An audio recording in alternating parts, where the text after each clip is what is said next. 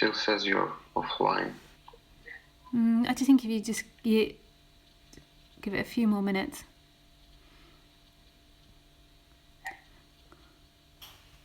What is that on my website? It says I'm offline. Yeah, on YouTube as well.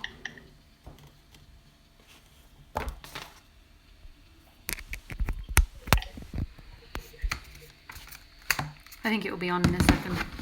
I think it just takes a few minutes for that to...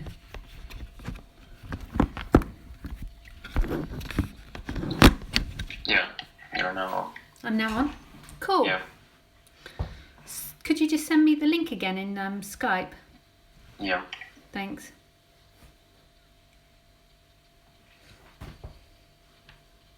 Yeah, and now it even shows on the YouTube channel that you're streaming.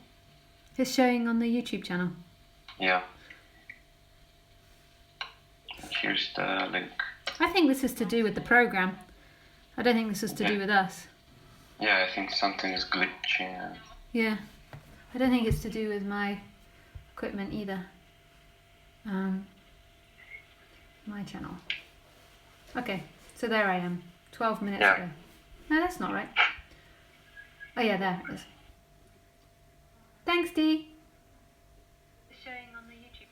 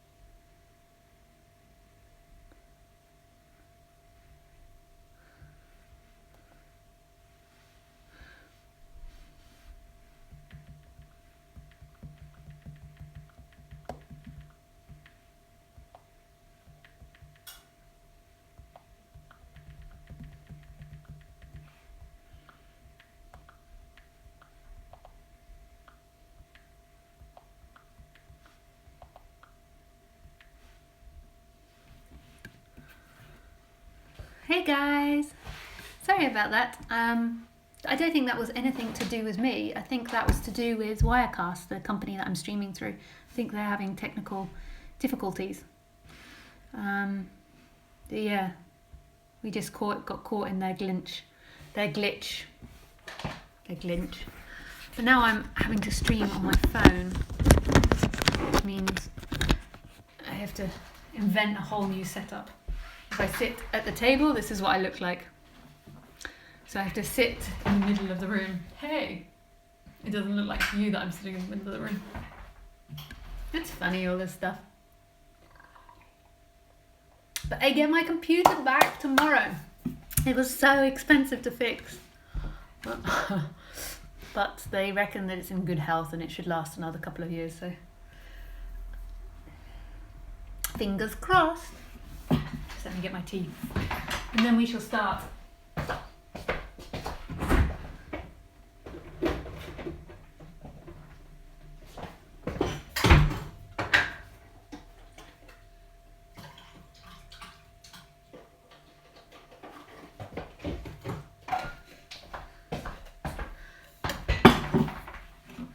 And thanks to my friend Dimitri, he's always helping me when I get stuck. And so he was just helping me get online, which is great. So I'm very grateful for that. Oops. It's so hard to broadcast from a little tiny phone.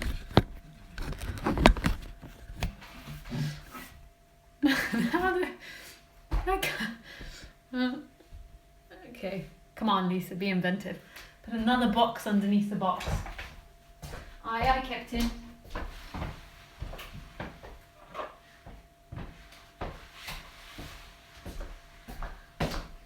Not a box, but a dog bowl we shall put under the box. Yak tak tak tak.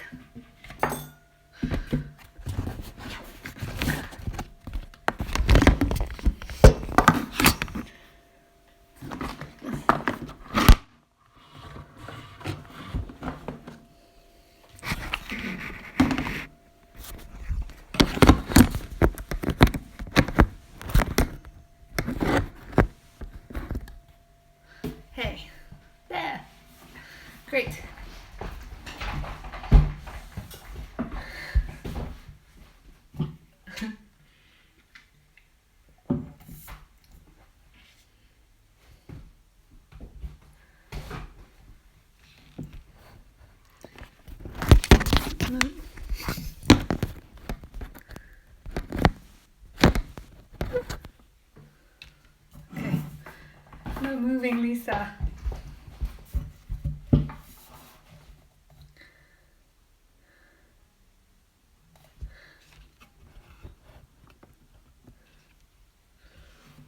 Okay, no rocking, no moving the table, Lisa. Oh God. Okay, I'll just bend down.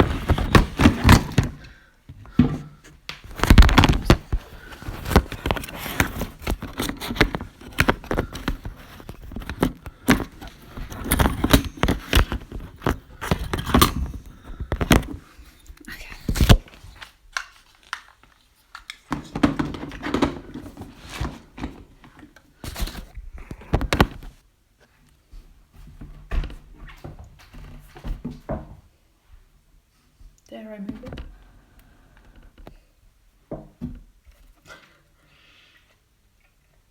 Wow, there's 49 of you that have stuck with me. Well, you just got to think how amazing this is. I know sometimes it doesn't run smoothly and I'm still always learning the new technology, but you just think how amazing it is that I'm in your room right now, live, and that you're sitting at different areas of the whole world, of this planet. Eventually, I'm sure it'll be different planets that we're on.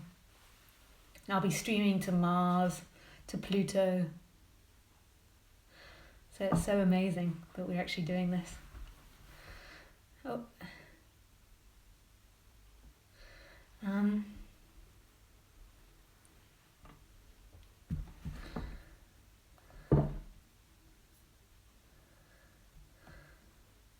So if you're watching this later, I did eventually manage to stream if you gave up, but I'm now about 40 minutes late. So great for you guys sticking with it and having faith. And if you want to watch me regularly on live streams, so you just go to my YouTube channel, and it should just be on my YouTube channel when I'm live, and you can find what my YouTube channel is by going to my website, which is www.lisacairns.com, and I broadcast every Wednesday at 6 p.m. French time and every Sunday 6 p.m. French time. And my Skype to ask questions is Lisa Cairns 12, so you can send me a friend request. That's Lisa Cairns 12, and I will answer your questions. And if you want to come and see any of my events, the next event I'm doing is this weekend. I'm doing a live online retreat, but that's fully booked now, so there's even people on the waiting list, so you can't come to that. But if you subscribe to my website, then you can be updated with all my events, and you can find out when I'm next doing my online events. So the event after that is in London, Saturday the 17th of December to Sunday the 18th of December. So that's 2 days of talks just before Christmas in London. Then I'll be doing 3 weeks of talks, 1 talk a day in Tiruvannamalai, India. And then all of this you can find on my website. And then I'll be doing talks in Berlin the 3rd to the 5th of February. And then I'll be doing a retreat in Spain, Canar, the 4th to the 11th of March, which is really beautiful, and it'll be really lovely weather at that time of the year. It'll be sunshine, but you'll still need your jumper on. It's really nice. And then I'm doing a retreat in the south of France, near to where I live, in Saint Antonin-Nobeval. That's the 16th of June to the 23rd of June.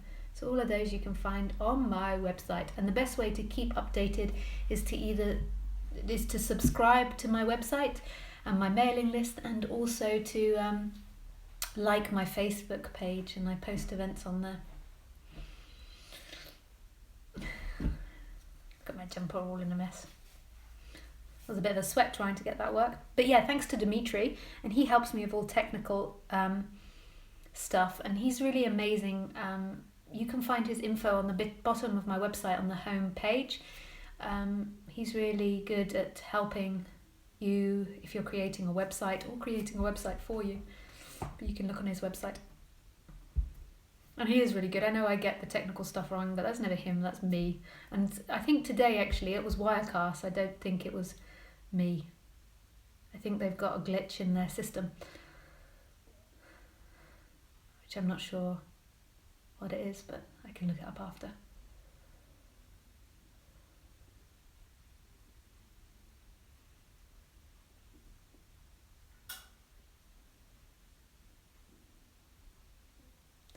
And is the sound good?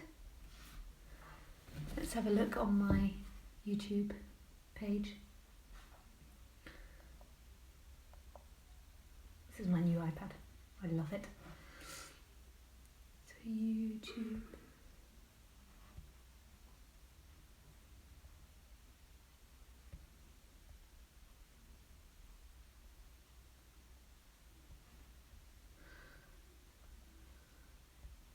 I don't know what the sound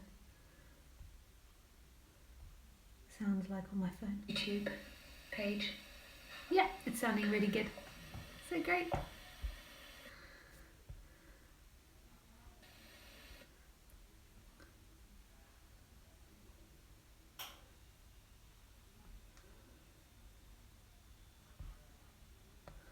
I wonder how you do the chat. Oh, I don't know. Okay.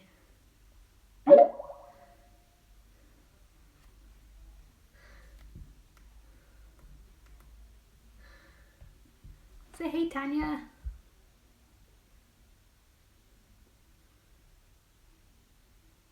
It wasn't you. It was Wirecast.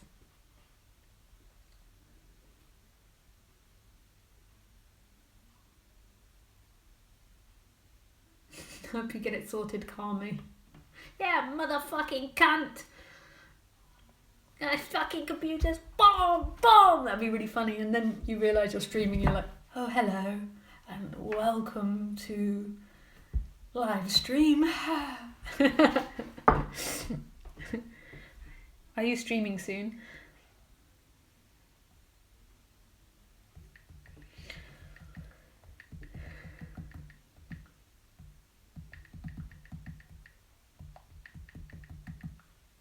Which I could do. I could shout at my instruments. I'm not opposed to. Lisa Cairns, the body-mind mechanism isn't enlightened. Trust me. I can shout and get pissed off with things. It's unlikely I'm going to smash it because my technical equipment costs a lot of money. But I can have a few F words at my technical stuff. The thing that actually gets me more is banking stuff. When you have to phone India, sorry India, but you have to phone India because they outsource it, and then they put you on hold lots, and they keep repeating the question and asking you the same thing, and then eventually when you're just about finished and you're just about done and they've just got to wait for one more thing, the line cuts out and it's dead and you have to start all over again.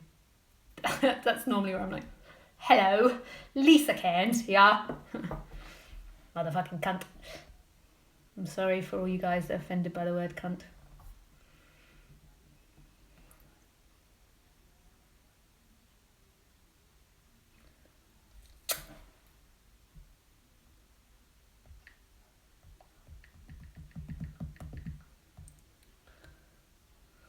Did she just say that word? Okay.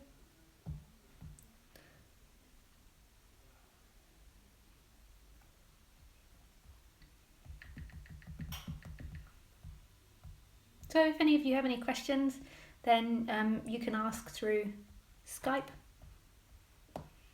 Please call away, send me questions. There's none at the moment. I can see there's 80 people on there. I don't know.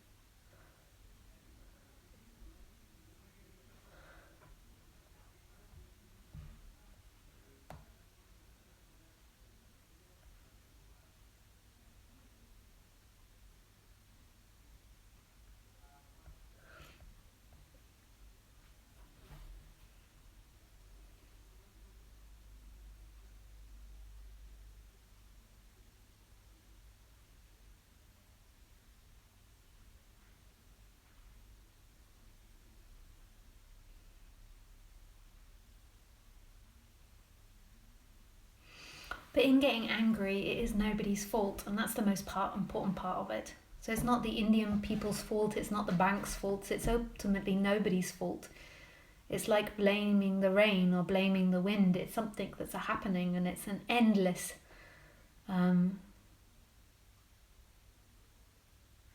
amount of causes and effects. Like in a bizarre way, when you're speaking on the phone to the Indian people in about your banking, like that has taken the whole of universe to for that to happen. That's taken everything that's ever happened, the dinosaurs, the Big Bang, your parents, your grandparents, your great-grandparents, the person that invented money, the person that invented loaning and banks. That's taken everything in order for that to happen. There's no independent action, so they're not wrong ultimately. But it's very important on the human level that you don't mistake that and try to live by that, and try not to feel anger by saying, oh, well, there is nobody and this is an endless cause. This is an endless succession of events, so therefore I don't experience anger. As a human, if anger comes up, then that's what's got to be expressed. What falls away is the one that's trying to be something in time, so therefore it just comes the way it is. So like Khaleesi, dare I move my phone? When she gets angry, she just is angry. Aren't you, sweetie? You're just angry. You're angry. I see a puppy. It's a pup. That's a puppy. It's a puppy bit of pup. Are you showing me your vagina? Yep. Yep, very nice. Very nice. For all these people to see. So, it's not about not being angry. When Khaleesi is angry, she just is angry 100%. We often want to behave enlightened, and it's not about behaving enlightened, but it's not about being nasty. That's not what I'm talking about either. It's about coming back to the innate feeling that's there. And in a way, when you're truly yourself, then you'll let the world be truly itself, but not from a nastiness. Now, and what I mean by a nastiness is when you're doing something to obtain power over another or to hurt another through time. So you're responding to a story through time. I just mean the bare essentials when you come back to the expression in this moment. So there's just anger arising. But that's really hard to explain the differences, to explain the difference between a natural anger and an anger that comes from you. The anger that comes from you will feel like hatred in a way, and it will want to hurt the other in some way and dominate the other, whereas anger actually kind of also feels like love, but with this intense angry energy. But it comes from love. You're not meaning to hurt someone, and you're kind of over it quickly. But we hear non-duality and we try to act non-dual, but the person's meant to act like a person. That's what it is. Like the dog's meant to act like a dog. You know, it'd be terrible if Khaleesi got the idea of non-duality and then tried to be a non-dual dog.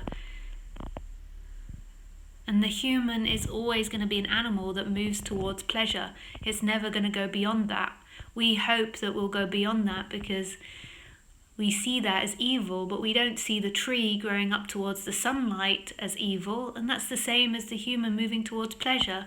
We have pleasures when things are normally good for us, or it's something the body needs. There's nothing wrong with pleasure. But we get into the mentality that pleasure is evil or the person is selfish for wanting pleasure or bad. And so we play all these weird games pretending we're not after pleasure. Which isn't it?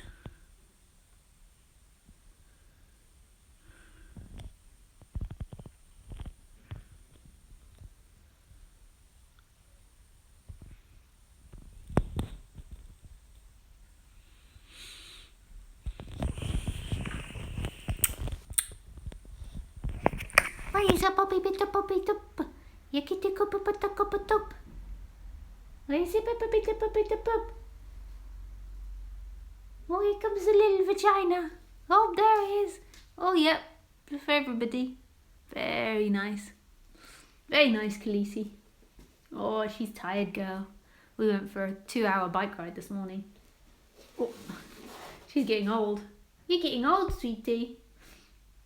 Yeah, you're getting old. Yes, you are.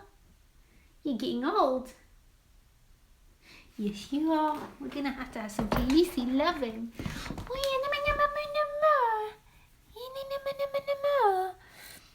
Oh,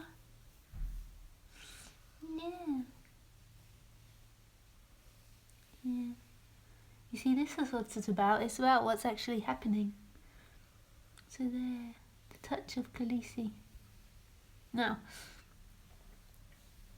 you see, this is where God is what's happening.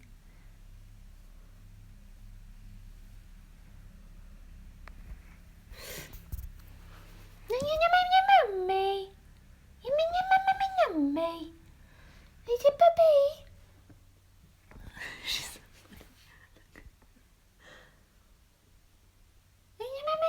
Mummy.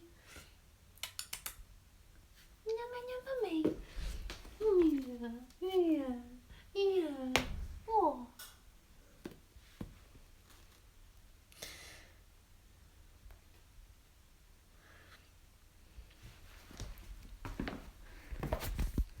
Okay.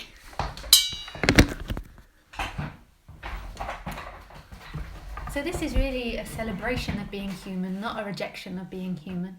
The celebration of it. This is what it's about. Let's see if anyone has any questions.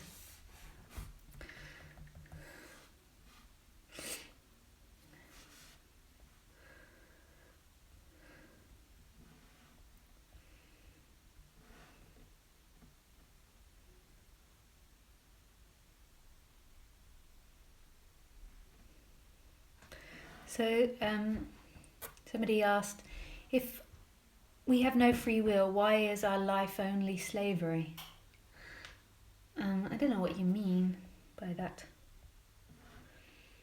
Is this the most major mechanism, the contraction that comes after an idea to change the present moment, and then the belief that says to get rid of the contraction you need to get to the end of the idea, but in reality what we want is for the contraction to stop?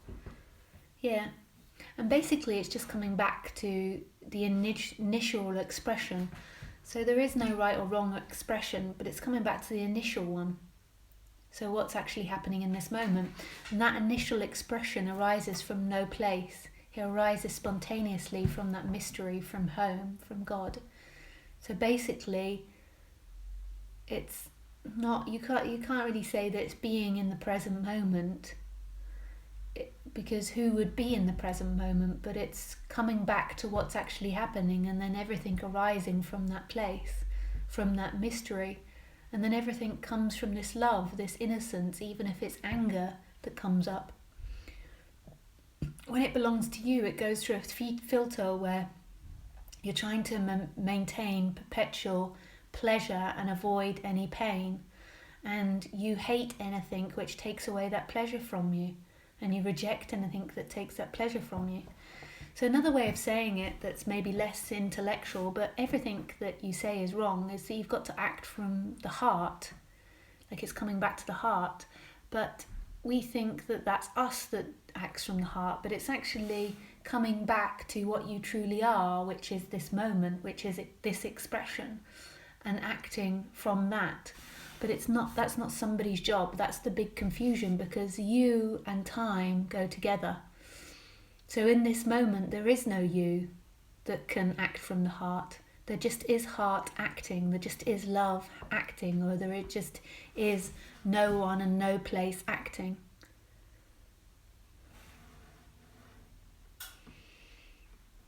And the contraction, the contraction comes from always acting from this place in time, always acting from being someone. So that's where the contraction comes from.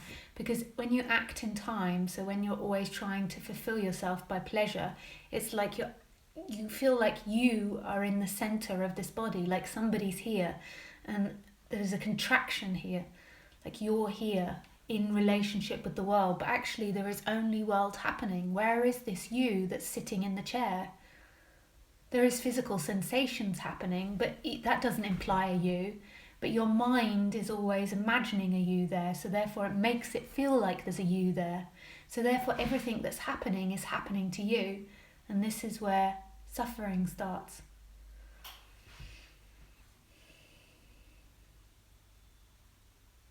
Like your self-image is the utmost important thing, and you get obsessed with your self-image and maintaining your self-image and being someone and maintaining pleasure and avoiding pain.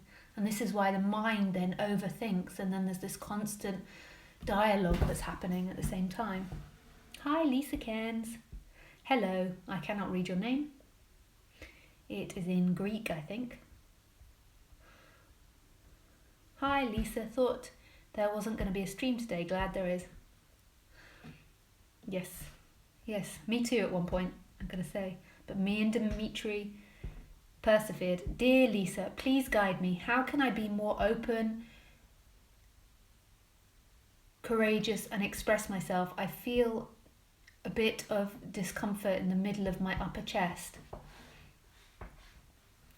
So basically, this is for Sultan.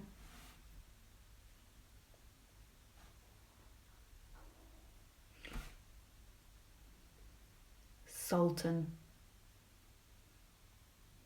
Is that the name? Okay. This is for Sultan. It's not that you've got to be more open and courageous and express yourself. It's that there's got to be total honesty. So coming back to this moment, and this is totally accepting yourself for what you are, like in the human form, not trying to be something else than what you are. But it's not actually your act of it. You don't have to accept yourself. It's just this constant investigation as to what you believe yourself to be, and just being honest.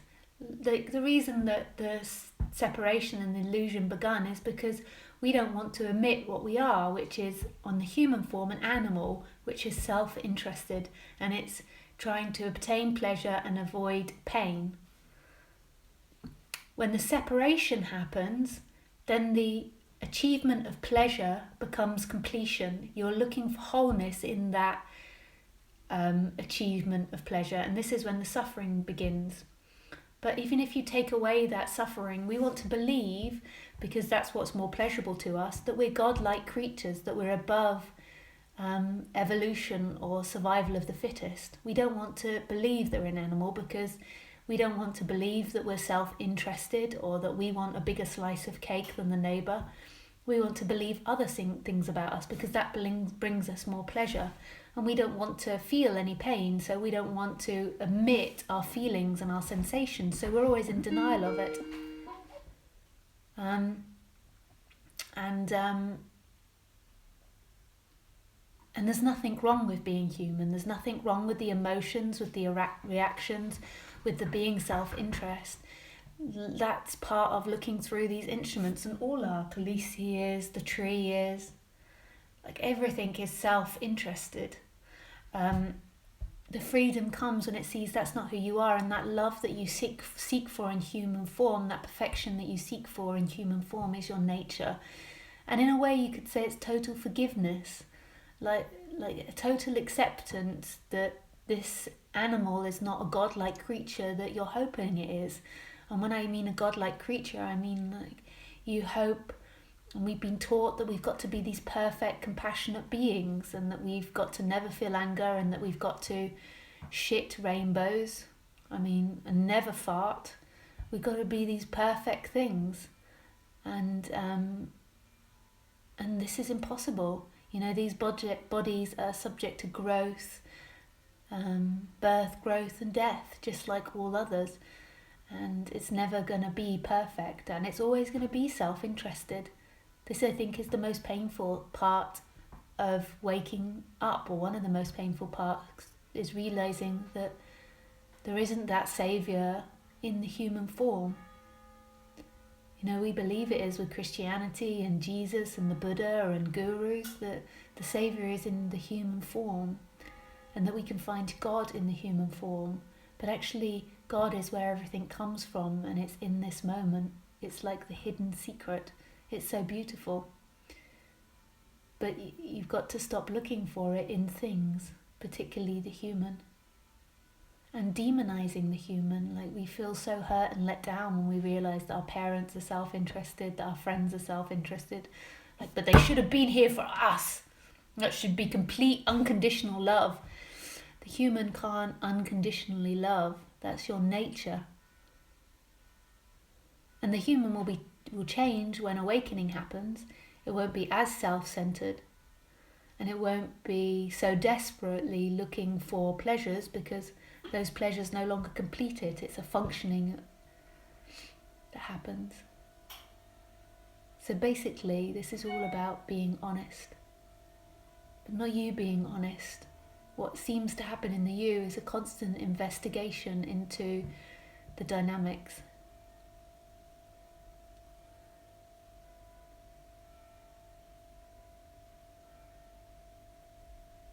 I'm not this God that I like to pretend I am to everybody. I'm not the bad person that I like to pretend, or I'm not the guilty person. I am what I am in this moment.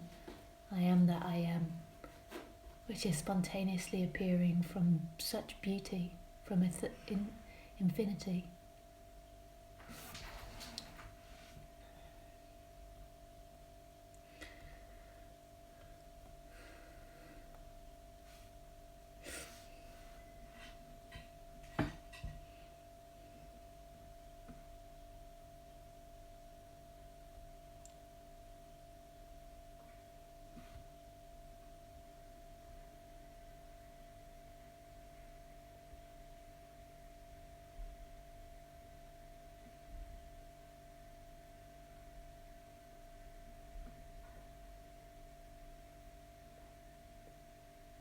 So we have no questions today. So if you have any questions, I can't see the chat today, so just write to me on Skype, which is LisaCairns12, or send me a friendship request.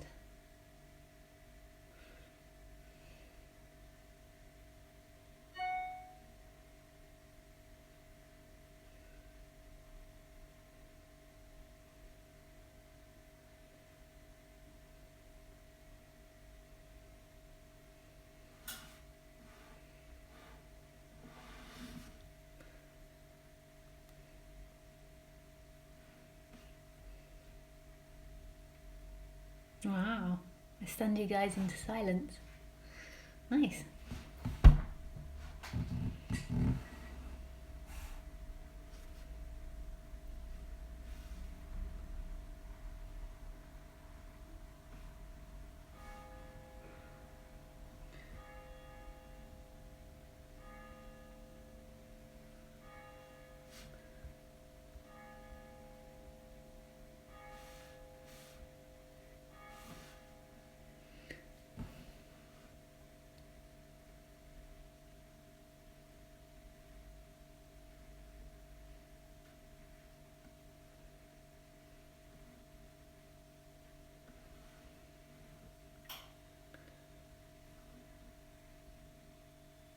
Yes, sure, if you want to call.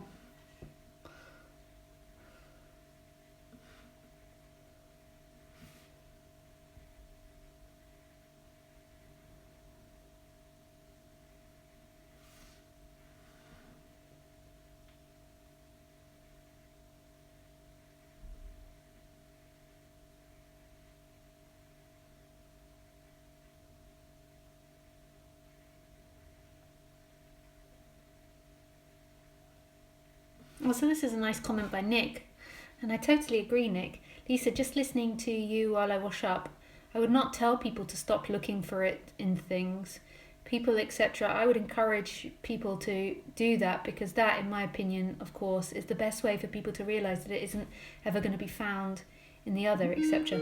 Yeah, I totally agree. Hi, Marianne.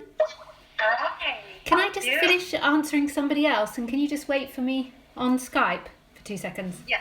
Okay, thanks. And I totally agree, Nick.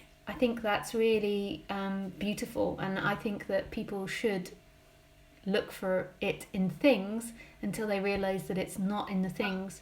But I understand that that's really confusing by what I said, but I'm just trying to point it out. I'm not actually trying to give instruction, but I totally agree. People should really go for it. If you think it's in money, go for it. If you think it's in a lover, go for it. Sitting at home and trying to not experience these things is never going to work. So I totally agree. So hey, Marianne. Hang on just a second. There you go. Hey. Can you hear me? I can hear you. I don't know if everyone else can. Let's see. I can't even tell because I've just got no technical stuff working tonight to be able to really tell about anything. Okay, you're little in my window. How funny. Oh wait, there you are. Hi. Hey. I'm sorry, it's a really bad angle, but I have no other way. It's okay. No worries. You've kind of touched already on what I wanted to talk about, but it has to do with feeling those what so-called negative emotions. Yeah. They come up, the situation comes up, and then I get so wrapped up in the head and the thinking, even though there's something that I also know that they're there, it's this mix, and I'm not sure. I'm just not sure. I don't know. The one emotion was jealousy, and another one was bored, frustration, wanting things to be different. And then the thinking just kept going on and on and on. And, well, it should be like this, and I should do this, and they should that, and blah, blah, blah. And then I'd notice, well, I know it's a seeking energy. My chin would be jutting forward so badly that I'd even have a headache. But it wouldn't go. I don't know. I could go to the body, but then it went right back to the head. Yeah. Well, with these things, they're never quick fixes, so it's never going to be like you just put your attention. My favourite way of doing it when you have a really intense emotion is to go and speak it out, because if you don't speak it out, you won't be able to, the person won't be able to put the attention in the body for very long, because it'll keep going back up to the stories. So the way that I do it, or the way that I used to do it, is, and what I show people often in one-to-one sessions, is speaking it out. But it's really hard for me to show it to you without you doing it, which you most probably don't want to do in front of 112 people. So it's really hard to point it out unless you're willing to say in front of everyone all your deep down thoughts. I could try and do an example for you, but it's really hard because I have to make it up. Like it's not true what I'm doing. None of what I have going on is that horrible that it wouldn't matter if others heard. I guess we could see. But it's not actually that level that I'll guide you to. I'll guide you down deeper than that level, which might be hard to do in front of other people. But if you're game, then we can have a go. Well, shall we see? Yeah, okay. We can see. Yeah. And if it gets too ugly, then we'll time out. Yeah. So just if it gets too much, then just say that you don't want to do anymore. Okay. And we'll just stop, and that's totally okay, because sometimes there's not things, and there's things also I don't like to share with everyone. Okay. Like there's also things. Okay. So it's not that you're bad or wrong or non-enlightened or anything for not wanting to share things. Okay. So basically, if you just shut your eyes, the other thing is do you have that emotion now? Do you have? Probably bring up the jealous one. Okay, maybe. so you go for the jealousy one. So if you just shut your eyes and go to the jealousy one. So just bring up the story again and what it is that really gets you. And whereabouts do you feel that in the body? In my throat. Yeah. So what this exercise is about is letting it come up to the max. This is, normally you're taught that you've got to not feel it or push it away, or even in spirituality it's kind of going beyond the feeling, but this one is we're going to bring it up to the max. So this time it's totally welcome. This isn't about trying to feel it and get rid of it. This is really about letting it come out to its worst possible degree. So if you just put your attention in the throat, and what is it that you're really jealous or angry about? Well, one, it's shifting to my stomach, and then there probably I'd even say that there's not enough room. Things should be going differently. Other people shouldn't have things that they have that I don't. I should have been invited. Okay, but I want you to go up a level now. So when I say upper level, I mean become more fickle. Now, obviously, this is a little bit fake because you've got such a deeper understanding of yourself, and there's so many different levels that you could reflect and see it on.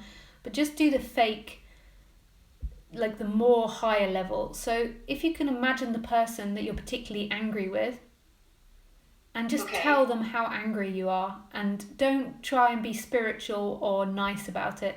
Just be a total asshole. Say what you'd really like to say in your worst moments. That's kind of funny. I don't know. Yeah. I think that, interestingly, that's the part that's probably the skipped over part. Yeah.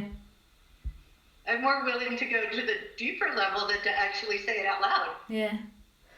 This is why I was like, it's because, and the reason is because we don't want to see that ugly side of ourselves. And so therefore it sometimes is easier to do the more high intellectual concepts in a way, or to go to a deeper level and see that the jealousy is not true. But really what you've got to do, and you can do this by yourself, is actually really get to know what you're feeling and really allow yourself to be angry with them. Not act it out with them in any way. Do this by yourself in a private room, but really see what's there and actually allow, and this might be the first time in your life, but really allow yourself to hate someone. And I know this sounds like the worst thing possible, but it's the suppression of that hatred. It's not being allowed to feel angry with someone that keeps it in sync. And I know that you understand deeper than that, and you understand the human, but you just have to go back to being fake. Just let it out, because it's that part of us that we've oppressed for so many years. And so we've felt this hatred towards people, and even in spirituality or in meditation or the like deeper understanding or therapy of ourselves, we still go to the higher explanation rather than the basic instinctual, I hate you, da, da, da, da, da. And if you could do that with me, so this is what I do with people often in one-to-one sessions, once you can do the more fickle level, then what we do is we then switch it over to the anger towards God, because actually all of these problems come towards feeling rejected from wholeness. But it's like you've got to get in contact with that anger and let it come out of your body. It's so much easier to go to the deeper, and it's great that you've done the deeper and you've really understood the deeper and you've gone to the deeper feelings, but there also has to be the fickleness and just really shouting it out. Like you can go to your room and like really shout it out as if you're saying it and really understand. And the more that you understand that you have this in you, the more compassion you'll feel for others. Because when you understand that you're not perfect or any better or worse than anyone else, and you really understand the human functioning and what it is when separation happens, then you have ultimate compassion for anybody, for a murderer, for somebody that kills someone out of jealousy. But we're so afraid of it because, maybe we have at point felt like really murderous feelings, like really wanting, because everybody will have. We are predators, and everybody does. When you suppress a feeling, it builds it. Like one thing that they've discovered with paedophiles is the best way to heal a paedophile is for the paedophile to be allowed to be honest about his paedophilic inclinations. When the paedophile acts is when it's in denial and when it's unspoken. And this is where we do nasty things. So you'll feel this underneath. So then when you're in conversation with someone that's jealous, you won't even notice it. But what your energy were wanting to do to them is suppress them. that energy underneath will keep wanting to suppress them or to jibe at them, and we don't even understand it. It will just be happening automatically and robotically. But it's everybody has it. It's not like any of us are freaks to have it. Like when you're separate, you always have this hatred side. When you're not separate, you're still going to have jealousy and anger, but it's not going to be repressed. So therefore, it just comes out and expresses itself in that moment, and it doesn't go into the timeline. So what we've been taught, I mean, because even as you tell me that, there's part of me that says, okay, I could tell you what I feel, or I could, think of that person and say what I felt. But then there's also another voice in the head saying, no, you shouldn't, because that's not nice, or it wasn't really that bad, or you shouldn't be that jealous, it doesn't warrant jealousy. So all of those thoughts come in and then probably get stuck in my throat. Exactly. But you see, as a kid, when a kid feels jealous, it will just pick up a toy and smash it, if it's jealous over a toy. And not saying that we need to go back to that action, because we've learned beyond that as humans, but there has to be an acknowledgement of that feeling. The lack of acknowledgement of our feelings is what creates it to get stuck. We're totally in denial of it because we've been taught you're not allowed to be jealous, you're not allowed to feel these things. And even now, if you went into a spiritual group, the spiritual group would kind of look down at you if you admitted that you felt jealous or if you felt hateful towards someone. But I would be cheering, because this is what I mean when you've got to be honest. And it doesn't mean that that's true. And as you begin to do this, you'll begin to see with everyone else. So even, I get jealous, and when I get jealous, I tell people, if I am jealous about something, I'll tell someone that I'm jealous about it. It makes me look like an idiot. But I would rather be the idiot and be the one that everyone thinks, poor, pitiful person, than be denying, because I know what denial does.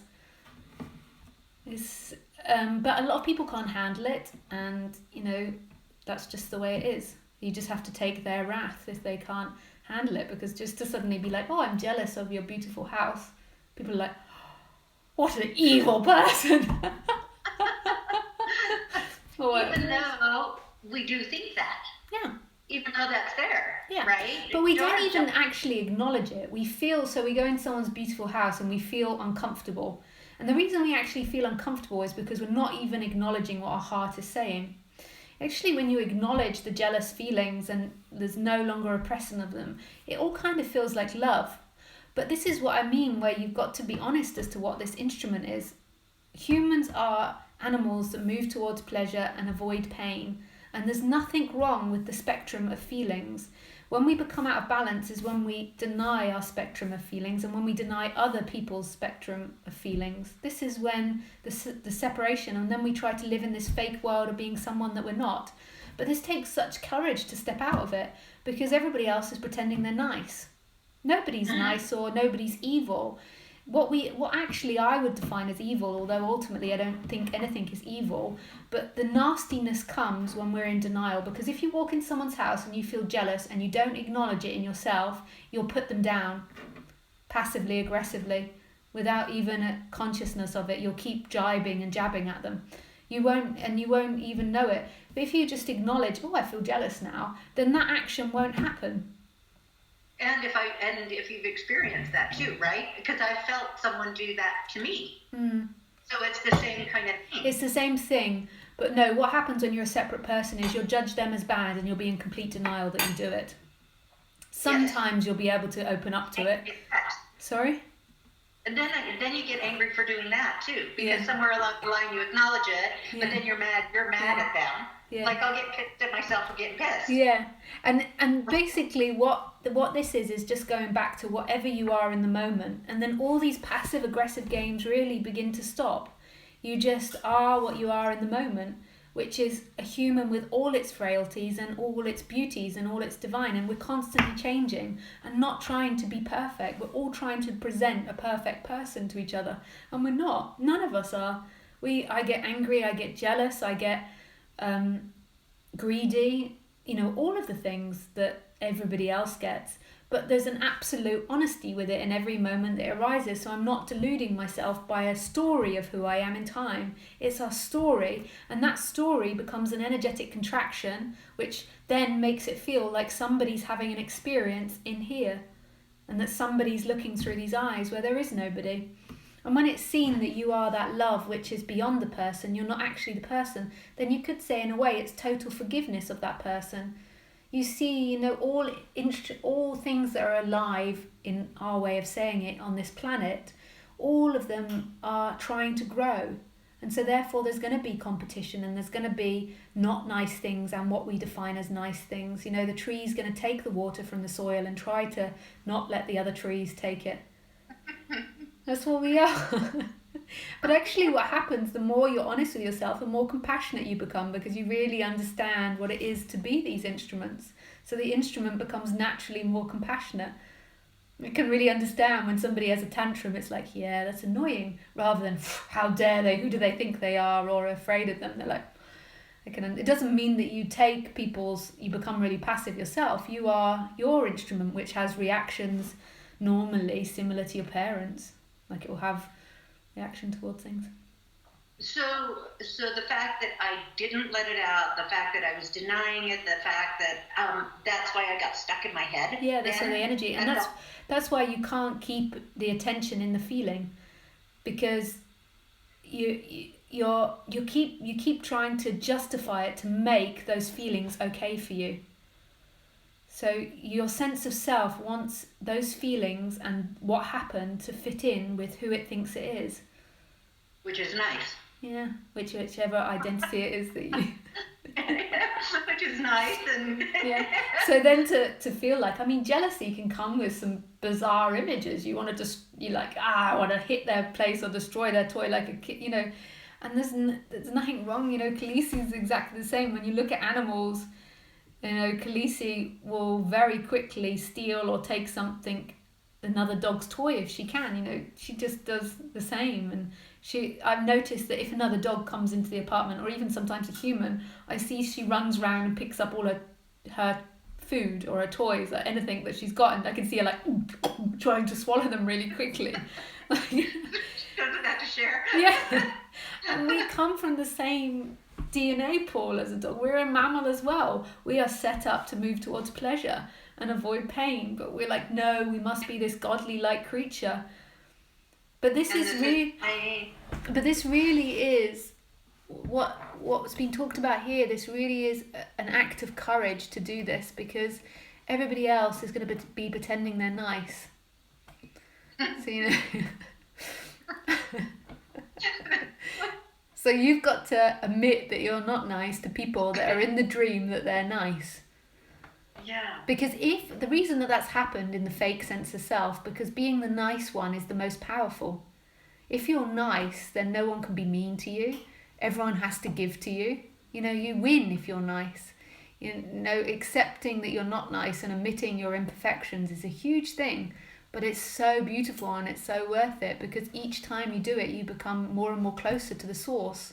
What removes you from the source is trying to be something that you're not.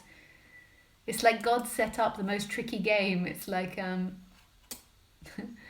like he gave us this self-awareness, and then through this self-awareness we're trying to be something other than what we are, and by doing that we come further and further away from God. Yeah. So because the nice gives you special. The nice gives you being seen. The other one, yeah. And the thing that it gives you the most, what it gives you the most, is it gives you power over people. Yeah. If you're nice, you can control them better. Yeah, I know that sounds really evil. No, actually, that's just being human. Look at all other animals. It's just being human. But actually, when you become more and more yourself, you'll play less and less of these games, not because you're becoming nicer, but because pleasure is just pleasure, and actually your natural instinct is more in line and balanced. When you are in the mind, and when you're in this, it's, pleasure is very important. Pleasure is God. So therefore we do harsh things, but mostly being nice is about controlling others. If I can be nice to you, then therefore you have to give to me endlessly. But it's hard work maintaining the nice person. It is, because you can feel that you're not really that way. Yeah. And then you're lying, right? Yeah. I mean, there is a knowing of the lying. Yeah. And the nicest thing you can do for everyone, and the most political activist thing I could think that anyone could ever do, which is going to sound crazy, even though I'm a vegetarian and I'm really into animal rights, I actually think that the most compassionate thing that anyone can do is be themselves. And that's most probably, for most humans, the most scariest thing. Because actually when you're yourself, you kind of disappear. You just are acting, you just are, it's just coming out. And the pleasures and the wants are just coming out, and there's nobody that's removed from it trying to be something else than what they are. So therefore, there's no separation left. I think, too, there's a fear. I mean, because it has come out before. I mean, situations will make it come out, and then, and then it's like, blah. Yeah. But I think also there's a fear that it will be, and you've talked about this before, that, we're generally nice anyway, but I think there's a fear that the meanness will come up, Yes. or it's going to be really awful. The meanness, and the meanness is there when you're separate. The meanness is because it builds up over time, like, being fake and always trying to be nice. It's not just you, but everybody. It really puts a toll, because actually what you're saying to yourself is, I'm not good enough to be myself. I have to be something better than what I am. And so actually it does build up a lot of self-hatred and hatred towards the outside for making you do it. You're not even conscious of it. So there is this like nastiness that wants to come out. But this is why doing this sort of thing of speaking it out to yourself in the bathroom is really great, because it stops it then, because it's not the other person's fault, it stops it then going on the other person. So actually, even though you are afraid of it and hearing what it has to say, doing it by yourself in this controlled circumstance is actually good, because it's less likely it's going to come out on someone around you. But even if it does, we're all human. Even if it does, I'm sure they've all done it too. It's just the thing is what you've got to take when you do it, when you emotionally throw up on someone, is that then they have some power over you, because they don't ultimately, but because they've seen you at your ugliest, they're like, and they're not even admitting it to themselves. So then they're like, look how wonderful I am. You owe me now for doing that. But that's true. Yeah. I think that's true, because I felt that before too, when someone has done that to me. Yeah. So yeah. But it's just and it's just that we aren't bad as humans. We're just very intelligent animals. And if you looked at animals are all playing these games. And basically what waking up is that instrument becomes very simple again. Its games are just coming out innocently, rather than this removed person that's trying to live in an idea of itself. And the idea of itself is a godlike person that's always nice. No wonder we're all suffering like the humans suffer. That's terrible. To try to live up to that. Yeah, and then eventually it implodes. Yeah, and you get like your jaw aching, like physical, like this is really physically hurts, that your jaw aches, your neck aches, your mind the thoughts are going crazy, because basically what's happening is the computer can't cope with the input. It can't cope with what you're feeling and what it wants to tell about itself. So therefore you just have to be honest, go to the bathroom and really say what you would like to say to the person that you're jealous. And really let it out. And also you can take humour of it and be like, humans, like... Yeah. Like, I don't ever judge Khaleesi. And Khaleesi, I've seen her do things that if a human did that to other humans, would be like, I've seen Khaleesi be a real arsehole, but I would never judge her. I'm just like, well, that's the impulse there at that moment. But because we believe we've got free will, we believe that we have to be a godlike creature, which isn't true. And is impossible. We control it. Yeah. And you can't control it. It just causes a... Totally. This is what... My head was hurting, my head was hurting. But this is such an amazing seeing, because this is why people have to take... Like, I've heard that one of the biggest medicines that they take in Australia, this is when I lived in Australia, I was listening to a radio program, they said that the biggest over the pill, the birth control pill, the first number one drug that was sold was antidepressants for backache. So they didn't even give you antidepressants for being depressed, they gave you it for backache. And basically, the way I see it is when you're contracted and you're trying to be someone other than you are, you're constantly tensing yourself. So that experience that you had, it's like showing you like the tension, and that tension that you hold in your body makes it feel like there's a solid experiencer in here. Like that energy is what makes it feel like something's here when actually there is this boundlessness looking out. Yeah, I totally felt very much like a person, very much like, and I think my spaces between these events are big enough that then it even feels more exaggerated. Yeah.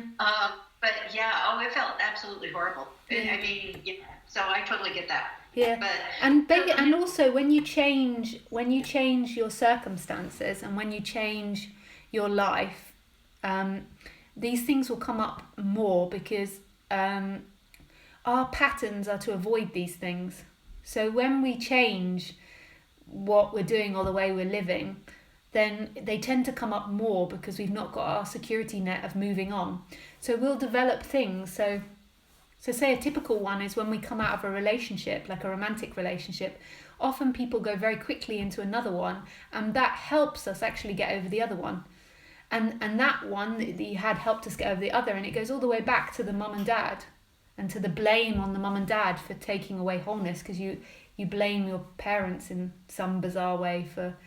And we do this with all types of things. So we do it with maybe like dieting or the way we look. Like we just go on from one obsession to another obsession, and we're always fixated in our obsessions. And so therefore, when we change it and our obsessions aren't allowed to play out, then these uncomfortable things come up in the body more, because you're not being able to feed that obsession. And normally we're just constantly moving on from one to the other. And change is when they come up more stronger. And so getting into non-duality or listening to this subject, it begins to change you, and through changing your patterns and ways of being, you begin to experience things like this, where you realize how intense the suffering is. In the past, like 10 years ago, before you're into this subject, you could have just bitched to your friend about what a bitch this person was, or whatever it was. You'd have done something to feed that or to pacify it. So. Totally. So, and you recommend verbalizing it as opposed to writing it? You can write it as well, but you could write it as well. But the most important thing is to do it as honest as you can. So wait until that energy is really strong in you, and rather than trying to understand it or be nice or be spiritual or get to the bottom of it, be as fake as you can. Eventually, when you get to... And this might go on for days that you have to do this, because this is years and years that you've been playing this game at. And then eventually you'll get to a point where you can begin to blame God or blame your mum or your dad. So eventually you'll be able to switch your friend or whoever it is that you're jealous of. You'll be able to switch it to God or to an earlier memory of your first relationship or your mum, your dad. And then if that doesn't feel right, switch back to being angry with your friend again. But see if you can switch and be like, I hate you, God, for making me separate. Or I hate you, Mum, for... So you like, or those jealousies. So see if you can remember another jealousy that you've had when you were younger. But only do it when it feels right. Just stay angry, and don't do it all day. Just do it for when it gets really intense, intense. And just keep staying angry with her until you can move to something deeper. Don't try and push the stages. You've got to remember this is a huge force, not only your lifetime, but you've got the whole of humanity that have been, like not the whole of humanity, but thousands and thousands of years of humans being separate. So just give it the time. And ultimately it's no time, but just be honest to it. Don't get into that thought pattern, oh, I've done this so many times, or how much more do I have to do this? Just keep being honest to what you are in that moment, and forget about time. The way deeper too. Yeah, and jumping deep. Way deep. Yeah. Even as you're talking there, I can go. I mean, I can feel it right in the pit of my stomach. I can feel the lack. I can feel the whole. So, but that's jumping. Yeah, that's jumping. And if you keep going back to your mind and circling on the story, then you've just got to go back to the fickle story. Okay. Like you can jump down to the base of it, but that won't break it.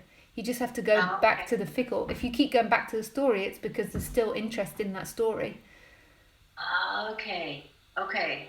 So then it and I guess there is the scene that the story is fickle, but that's okay. Yeah. Just yeah. Okay, it's a stupid story. I mean, I could already tell it was a stupid story. Yeah. But you just you don't even tell it like a story. Speak it out as if you're speaking to them. Okay. Like be really like just say everything. If you could take all the caps off and the anger. Okay. All right, I'm game. Nice. Well, that's good because it kind of got out of you having to do it on YouTube because it's like people watching back. Yeah. But we're good. But we got to explore it. Thank you. Oh, it was a pleasure. Thank you so much for calling. That was lovely speaking with you. Thank you. Okay, talk to you later. Bye-bye. I Heart Huckleberry is a nice movie, Lisa. Worth a watch. I have seen it and it is very nice. Thanks, Deepa. Yeah, I agree. Hey. Oh, you can hear her voice clearly. Very good.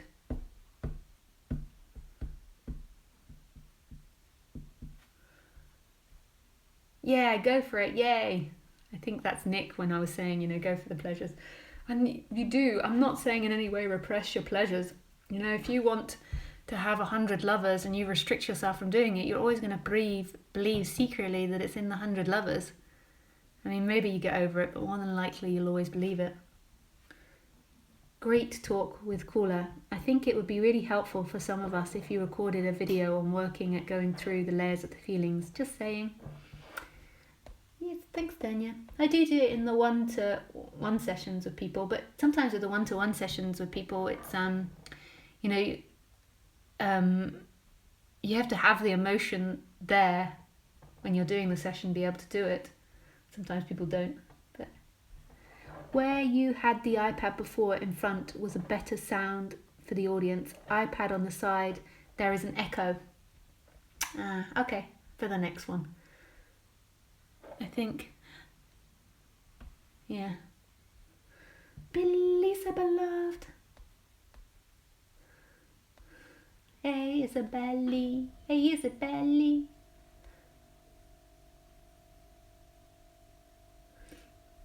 Okay, I don't think there's any more questions. Oh, there is two. Gina Carload the Thoid.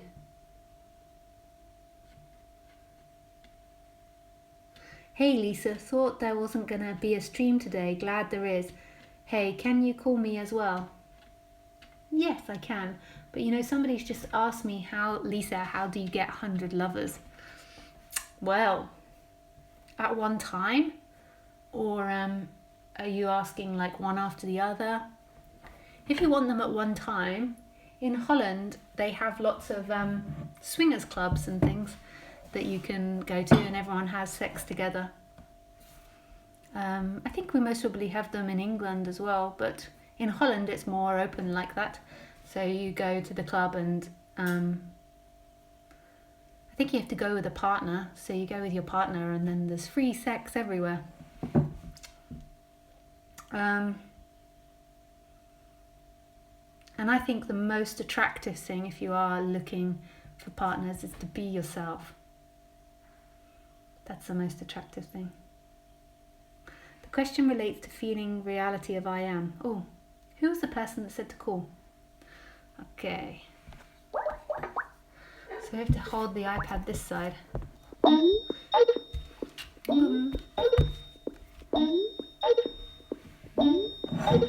I see. Hey!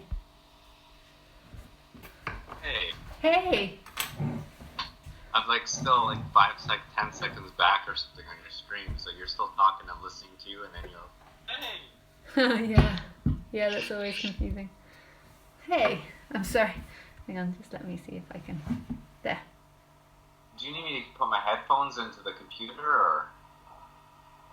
Yeah, that is better. But it's not so important today because I'm not on my usual, equipment. There we go. Oops.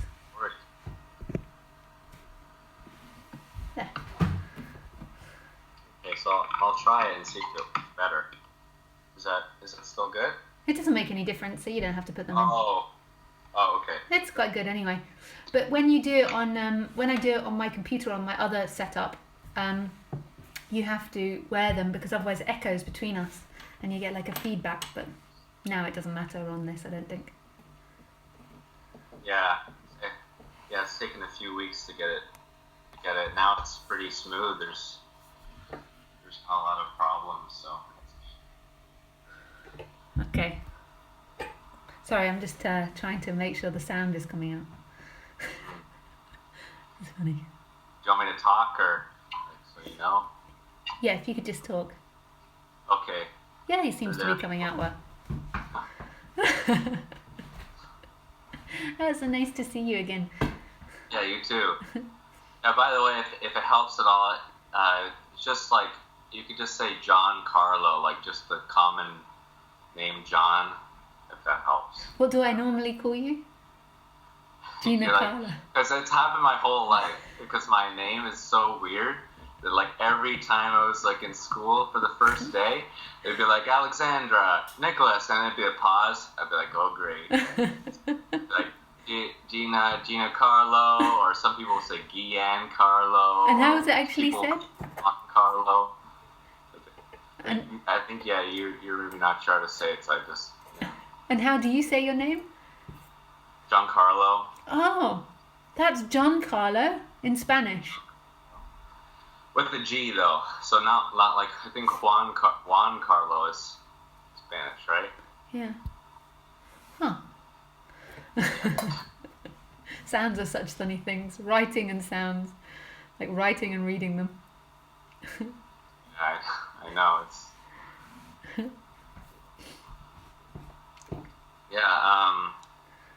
It's funny because the last question I asked you on here was about anger. Yeah. And it's like the exact same questions that you're talking about today. And yeah, because I'm not just, I guess what it's like, I've heard these other people as well sometimes, like Osho and people talk about how it's like, why are you going to tell them about your problem? It's your problem.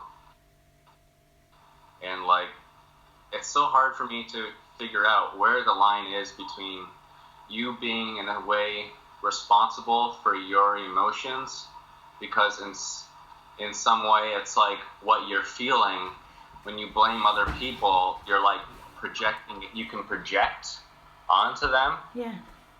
And it's like this need for other people to be fixed like robs you of your like power in your life and your peace, because whenever I've like, you know, fully like let these emotions surge through and gotten to like the source, I've always had this same thing where it's like, I can't believe it, I've been doing this the whole time. It's been me, like it's been me doing it. It's like this really sad feeling, because it's like I've been doing it my whole life. I thought it was everybody else, but then it's like there's this beauty that comes with it, because it's like, at least if it's my fault for doing it, and fault is such a crappy word, but then at least I can change it. Where if it was somebody else doing it to me, I would have never been able to come back, you know? But then there's like this line where it's like, well, where is it when I'm feeling anger in a situation? Where is the line where I go talk to myself in a room by myself and get it out, and where I actually get angry with another person there, you know? And it's just like, for a while I was being like really like not nice, like you were saying. I actually wasn't able to come to your retreat because I live in Canada and it's just like really far, but I ended up going to a Jeff Foster retreat, which was here, so I did go on some kind of retreat. And sorry, I know I'm gibbering a lot, I'll just blur it all out and then you can say whatever you want to say. Yeah. But he had this poem about not being nice, and for, you know, a week there I was just not being nice, and I was just neutral. And a lot of people around me, I was on vacation, were not very uncomfortable with me because I wasn't smiling like they were, but they're like it's like, but I don't feel like smiling. Like I just feel okay. So, anyways, I don't. Yeah, and now I think I'm going back into that fear of feeling those emotions where it's like, oh, it's anger, so I have to be responsible for it, and like it's my anger, like it's not really about anybody else, so I have to go into that and sit with that and just let it be, because if I start bringing on another person, then it's like I'm blaming it on them. So it's just like that line, you know? Yeah, yeah. And that, I don't think, is something that I could describe to you, or it can sort itself out. There just has to be a commitment to constantly exploring what's happening. And there's nothing wrong with expressing anger towards other humans. Sometimes that's really needed. Like sometimes, humans can be really harsh animals, especially when they're identified. They're an animal at the end of the day, and sometimes with Khaleesi, she responds better when I'm very firm with her, and so sometimes you really need to be firm with people, and sometimes we use non-duality as an excuse to be passive, because if we can blame ourselves and take responsibility ourselves, then it's true, we feel like we can change it, or we feel like we can maintain a relationship when somebody's not acting appropriately. So basically what happened with me is basically going back to what you feel in every given moment and not giving it too much intellect, but not the fear, not the topper layers, but the initial responses that you have, and really trusting those initial responses. And that's not going to make you look like a heavenly person or please everybody, but the very initial responses that come out of no place, not the ones that go through your filter and your story, but your initial. So if you're in front of someone and someone says something and you feel like saying no and walking off, that's very important. When it goes through the story, then that's when you're trying to control people and manipulate people, or you're trying to take all the responsibility so you can stay in an unhealthy relationship, which we also use non-duality to do, so we can keep friendships, or we can keep certain dynamics going. We take so much responsibility. Sorry, I just lost my history. Oh, and again. That off is so bad tonight. Oh, again. Sorry.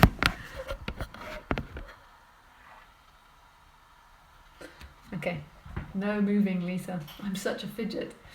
So it's so right now when I'm speaking, like there has to be, I read this, or some friend read to me once, like, and it's quite sweet and I understand what it meant. It's like being enlightened requires total arrogance. And it doesn't really mean what it says, but what it means is it's like total confidence in the initial feeling. Like the very initial feeling. Now, I'm not talking about like you're laying there in your room for 2 hours thinking about how much you hate someone, then you get up and shout at them. I'm talking about in every moment, the feeling. And totally being in touch with that. So whatever you're feeling now, and it's like the response isn't an intellectual thing. Sometimes we need the intellect to interpret how to pick up something or get it through a door, but the initial feeling, and that doesn't often make sense, and we don't understand it, and we can't explain it to people. Yeah.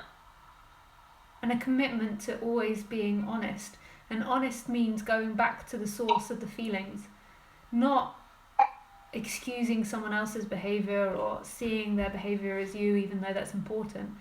Keep going back to what's actually happening now. Right. And that's many different things as a separate person that you can seem to do. It's like going back and becoming aware of what your feelings are, becoming aware of the programming of your instrument, noticing its programming, but this isn't like a intellectual thing, it's really a feeling thing. And it feels like it comes from no place. It doesn't feel like it comes from a place of you. Like musicians often say, like Mozart, I think, is very famous saying, it didn't come from me, it came from God. And you're going to screw up and you're going to act as a separate person. You're going to use this teaching to manipulate and to seduce and to do all these things. But that's okay. That's part of waking up. You're going to get it wrong. But it's always this commitment coming back to what's actually present now. And what's actually happening now. And right here, right now is God. Everything's appearing from that mystery, from that boundless space. And in this, there's total forgiveness. The human is human.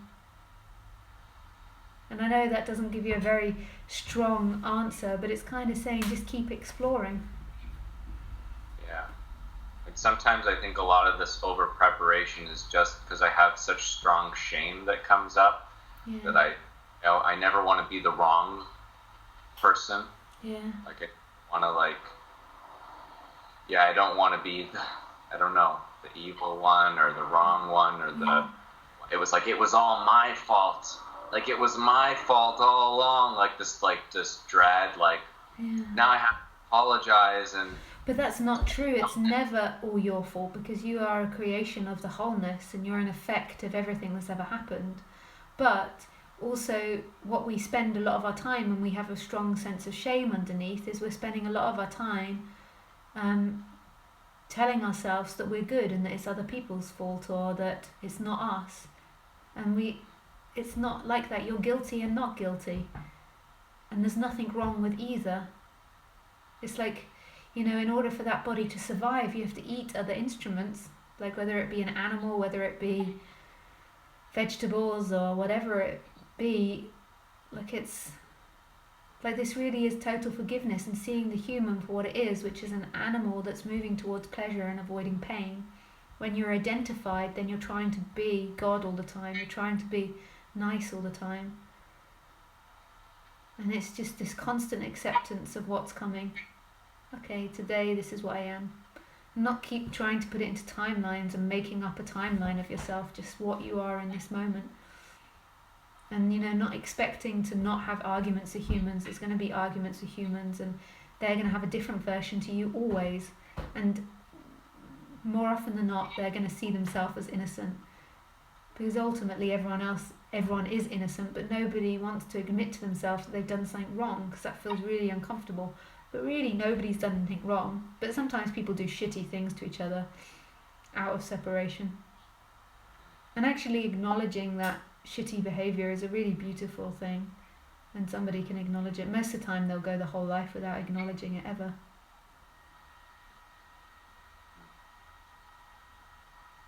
And in a way, it always takes two to tango.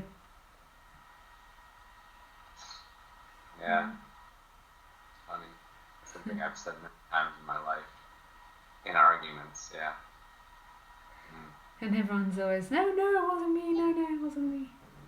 But then at the same time, if you're with someone that can't go deeper and can't see and look at their dynamics, that's gonna be very challenging. If you are going deeper into your dynamics and they're not, then you're in a sinking ship. You've got to get over you're in a sinking ship. You can't have one it's very difficult to have one that keeps opening their heart and willing to see that it's not good nor bad, that sometimes acts what we call bad and sometimes acts good. But you can't one person be doing that in a relationship, because otherwise that one person that's doing it is always going to be the guilty one. Yeah. Because the other person will always stay in the moral hierarchy. Yeah, and I could say that with my personal relationship with my partner, but actually where that would come even the most certain relationships, I think, and even be with my own mother, because my mother is somebody who really wants everybody to be happy all the time. She's actually, I think she's probably, I don't mean to, maybe I am being a little mean to say it, but she's very, very fake. And it's hard being around people who are that fake, because there's always something wrong with the way you are. That was like my vacation. It was just this most awful vacation, because it just kept coming in and saying, sweetie, you're so sad, smile, and I just felt so hurt, because it was just like, you're just telling me that how I am isn't okay, and it's like, it's kind of shattering a dream of what your parents are supposed to be, because I guess they're just too, right? They're human too, but once we separated, and because in the first couple of years of our life, they're designed to give us unconditional love, like put our needs above them, but ultimately they're human too, which is self-interested. And so if your mother has the story that niceness is important, then that's the game she's going to play over the interest of anyone. And she doesn't mean to be mean, but but that's, that's all that's important to her, and that's the way she'll see life, is that everything is about being nice and happy. And if you're not doing that, then in a way you're violating her, you're doing something against her. She's not even conscious of these dynamics though, or won't be conscious. And so that's why I say sometimes, if the other person isn't being honest, they're very difficult relationships to maintain. Yeah. It's funny too that you said that, because, well, it's very difficult for me to even admit this, but like sometimes I think with this whole thing comes like down, like what you're saying comes down to like not making excuses about the things that come up. Yeah. Because when you do let them come up and you don't try to justify or get into the head, it's like they will like blow up your life in a way, I think. Yeah. Because all of a sudden you just start following your heart. Yeah. And it's like, well, what if my heart wants me to leave this relationship? Yeah. And my heart wants me to like Yeah. just do completely different things that have been scary to me my whole life, and which is why I've been avoiding, being in that heart, because it's wrong to be there, and it's wrong to, to do what you want. Yeah. It better everyone else wants and be good, Yeah. Well, human relationships are based on reciprocity, is in you give and they give, but you really should be giving from what you want. If you give from a place of doing it to maintain that reciprocity, or because you're afraid they'll get upset, you're just going to battle with them. You're going to end up resenting them, and naturally your body will give. It's in us, just like Khaleesi. With Khaleesi, I always look back to the simplicity of programming with dog. There's things that she wants to do and give for me, and I try and encourage that, and there's things that she doesn't want to do, and I see that, and I try my best to avoid them. So I try to encourage what she wants to do, rather than blackmailing her, even though sometimes I have to blackmail her into doing things like ending the walk when she's like, no, I want to carry on walking, or whatever it is, because there is things in that body that you'll want to do for others, and it will naturally come up. But when you get into a relationship, they have things they want you to do, so then they try to emotionally blackmail you into doing it by saying, look what I've done for you, and look, how can you be so selfish?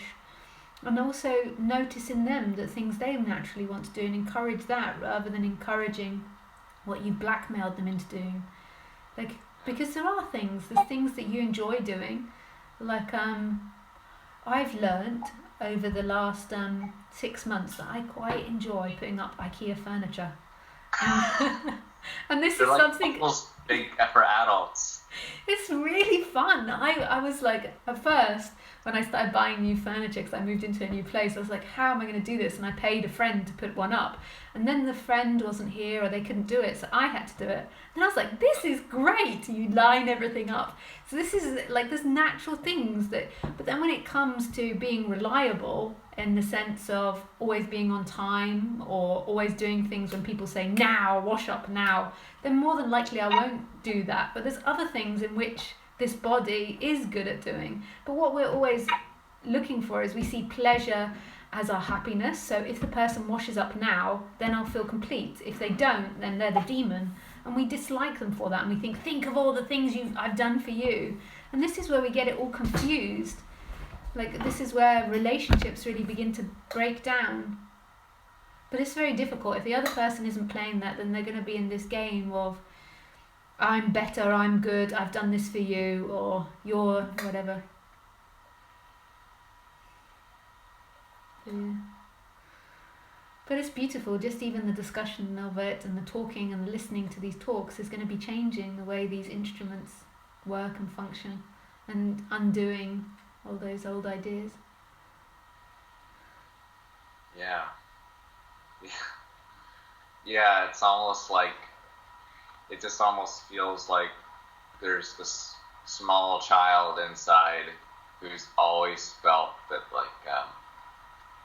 that he's bad and wrong for being the way he is, and it's like, for the first time, it's like being the one to sit with that, like, myself, and being like, I'll be the one to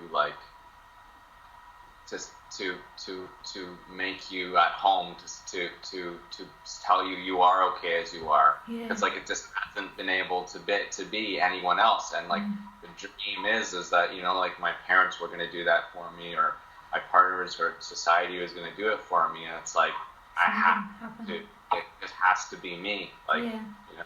Yeah, and the more that you become yourself, it's really beautiful, because then the more that you're allow all your friends and family to be themselves. Like that, it's like, and it's not a conscious thing. You can't say to them you can be yourself, but they'll feel it. So then they'll begin to relax more with you into being themselves. They'll still go for their games, but there will be that side that they'll begin to open up more. Yeah, I look forward to the day, because sometimes right now I just feel like some crazy nut job in the presence of all these like happy people. Like I was at the mall yesterday, and this baby, like sometimes I'll see, it's weird, I'll see like children like and like babies crying and screaming, and people be like, oh, and even me, like for most of my life, I'll be like, oh, if you shut up, like, but it's like this kid is just like has no like shame, just screaming in the middle of all these people, just doesn't give a shit, or like on the plane, just screaming. Yeah.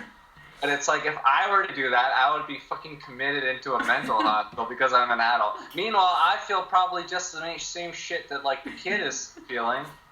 So it's like, be the crazy person, but be like be real again, you know? So. But what you can do in those circumstances is like scream internally. Like obviously you can't do it because the external is going to lock you up if you do that. But internally, be honest with yourself. Like you can do that. You can be like, I hate this, without opening your mouth. Like And it's, sorry, go on. Not that I'm against the consequences of society. Like, you know, sometimes you do have to really stand up to society, but you know, that's most probably being in it. It's just most probably better to do it to yourself in that circumstance. Yeah. Yeah. Even just feeling like a snarl, you know, that's like something that just comes. It's just like I growl at people, and for some reason I get away with it. Like I'll go like if someone's annoying me, and even with people I don't really know, and I know that I look weird, but I'm like, I seem to get away with it. People are like, oh, she's just being cute, and they kind of push, but I mean it. I'm like, you're pissing me off. Like it's like a serious, but it just kind of releases the energy rather than any fakeness around it. Yeah, because then it's not there for like 3 weeks and like boils up. I know this call's long, so I should probably go because you have other people to talk to. But like I had this customer, this potential customer for this. Yeah, he was just being a dick. And usually I would just be like, no, I have to be a nice, like, you know, like business person. And then you don't do that. I was like, screw it. This guy's being a dick. And I was like, I basically told him, you're being a huge dick. Like, not in those exact words. And it felt so great. Because it's like, you know what? He was being a dick. And like, you know, I probably would be hating on him still. And probably for the next 3 weeks, I'd be thinking about him. And it would just be getting worse. Why didn't I say that? Why didn't I, you know? And it's like, just over. Like, and sometimes when you say these things and you're really honest with people, it can just break the dynamic, and the dynamic has the potential to shift and to change. But sometimes it can be all sorts of different ways. Nice. Oh, thanks, Carlo. So it's John Carlo. Yeah. So thanks, John Carlo, for your honesty and your call. So Thank you. Nice to speak with you again. You too. Thanks. Bye, sweetie. Bye.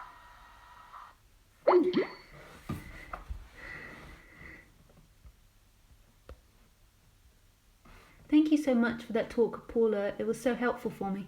Oh, with pleasure. With pleasure. See you soon. Mwah.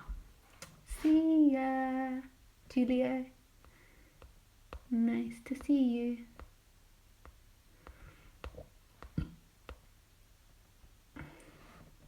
Be yourself, Quetch 22 then. Yeah, but also not.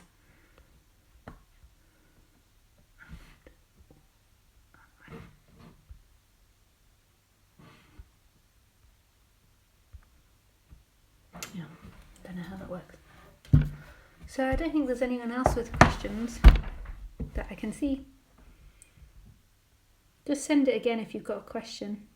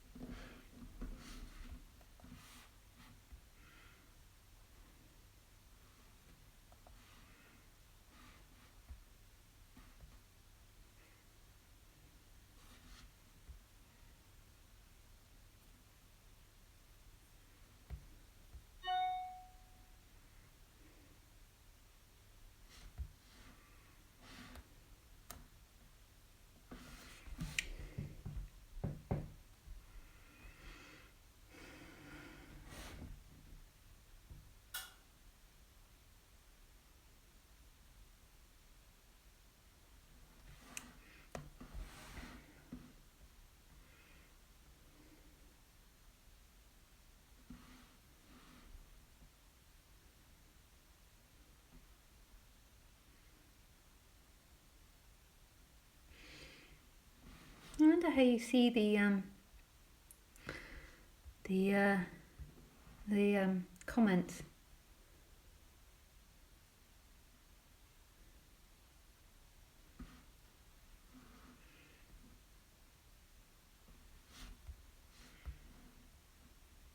You guys all seem to be, I don't know how you do that. Entertainment I am.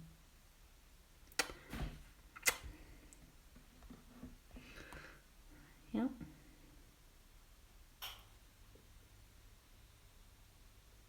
I would say I'm very highly entertaining.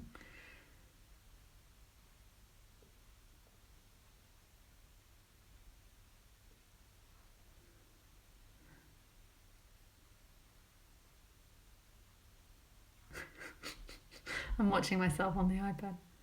Oh my goodness, some faces that I pull. So entertainment's the right description. But how do you see the comments?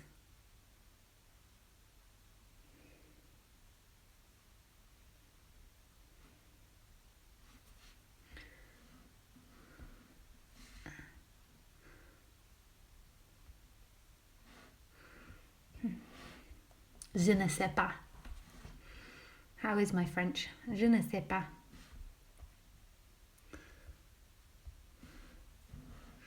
So to awaken, there has to be an active investigation while listening, living. And why do I get nervous when asking questions? Well, actually, you know, that's what seems to happen in the body-mind mechanism. But ultimately, that person that's asking the questions is already appearing in the presence that's free. Which I know sounds like a total contradiction, but I have to keep saying that as well. So it's, even though it seems to be that person asking questions and there seems to be an investigation going on, ultimately that presence is everywhere because it has to be. It's just that the person takes the whole screen. It believes that it's the experiencer and it's the center.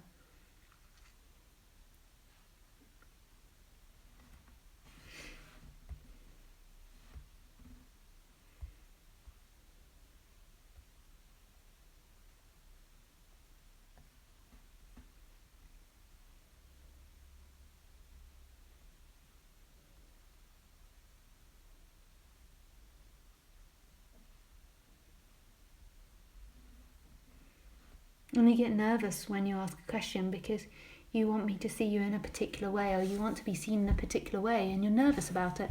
Just like if you were going to do a chess competition or a tennis competition, you're nervous about being successful. But okay, there doesn't seem to be any more questions, so I shall go now. I think there's some people that are saying hello. I can't see you.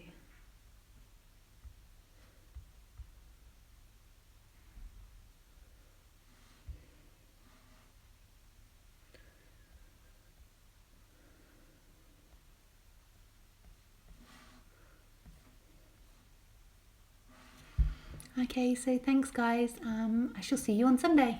Thanks.